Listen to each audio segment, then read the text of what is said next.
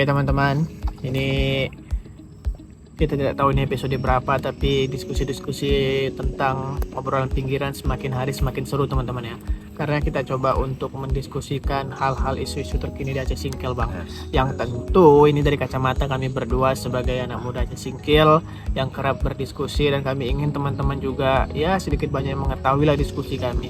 Mungkin nanti teman-teman punya masukan, teman-teman punya gagasan tersendiri dan sebagainya lah, kita bisa sharing-sharing untuk yang terbaik Aceh Singkil. Karena Singkil ini harus dikuatkan pondasi critical thinkingnya, berpikir kritisnya, intelektualitasnya harus kita kedepankan, terutama di tahun 2025 ini yang banyak dengan perubahan.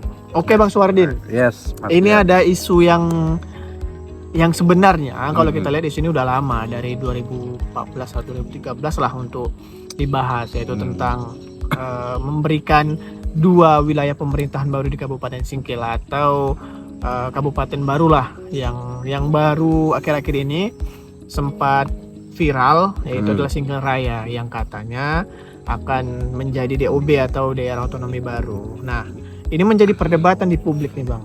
Ada yang pro, ada yang kontra. Nah, kalau Abang sendiri melihat ini sebagai fenomena seperti apa nih Bang? Ya, ini fenomena biasa Mas Dian.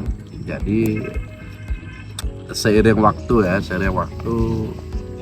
daerah itu berkembang, daerah itu berubah ya. Sama dengan manusia ya, seiring waktu ada perubahan, ada perkembangan. Jadi hal yang wajar. Jadi pro kontra itu ya kita dengar, kita tampung. Itu sih Mas Dian. Berarti ini bukan menjadi hal yang dikhawatirkan atau di sisi lain menjadi suatu euforia yang berlebihan Bang? Ya, bisa jadi juga menjadi hal yang mengkhawatirkan, karena gini Mas Dian kan, tentu ada orang-orang yang dengan amatannya melalui adanya pemekaran ini ada hal yang hal yang fundamental terjadi. Misal daerah justru makin mundur atas adanya pemekaran, mengkhawatirkan itu ya. Kemudian ada juga orang yang beruporia karena meyakini dengan adanya pemekaran itu daerah itu menjadi lebih mudah mengurusi rumah tangganya karena lebih kecil ya, jangkauannya lebih tercapai gitu. Ya, orang beruporia dengan itu. Ya, itu juga menjadi yang saya bilang tadi, hal-hal yang wajar-wajar saja. Kalau pandangan Abang sendiri Bang, dari kacamata Abang melihat isu kabupaten baru ini Bang, gimana Bang? Ya, dalam diri Abang pro betul. Atau kontra sih melihat ini? Kalau saya ada pronya, ada kontranya. Oh, berarti saya netral sebenarnya. Melihat 2 sisi Bang. Saya netral. Saya memahami orang yang saya memahami perasaan orang, pikiran orang yang pro dengan pemekaran ini. Saya sangat memahami itu. Dan saya juga memahami orang-orang yang kontra dalam posisi ini, ya kan. Apalagi kayak saya pribadi kan, kebetulan saya tinggal di Kecamatan Singkil Utara, yang kalau pemekaran ini terjadi, saya ini bertahan sebagai kabupaten Aceh. Saya sebenarnya senang ya kan. Dalam satu sisi ya saya senang. Oh, udah nggak banyak lagi yang kalau misalnya uang ya, kue udah nggak banyak lagi yang dibagi.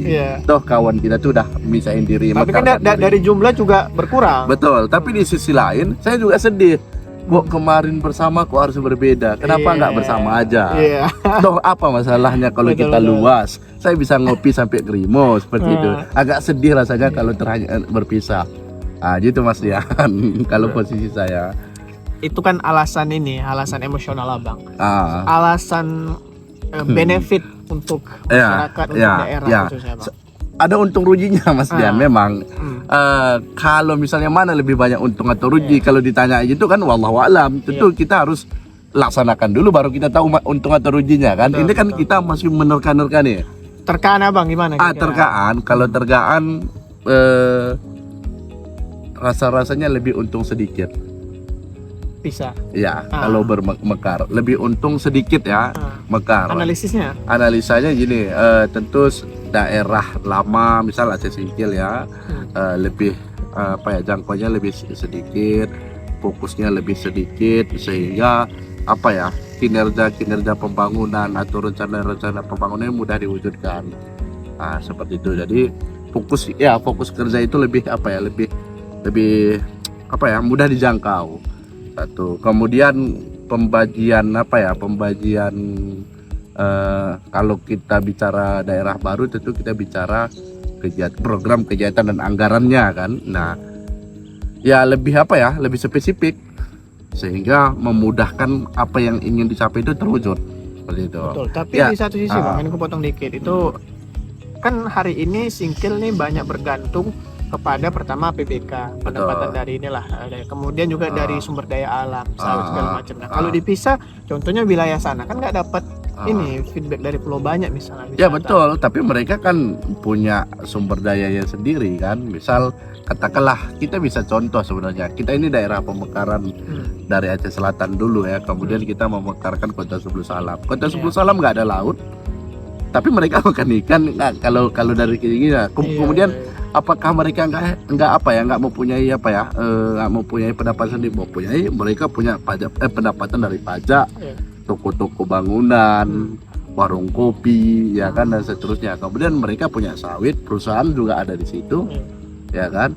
Kemudian ada aktivitas ekonomi di situ, lintas dari Sumatera, ya kan, Sumatera Utara.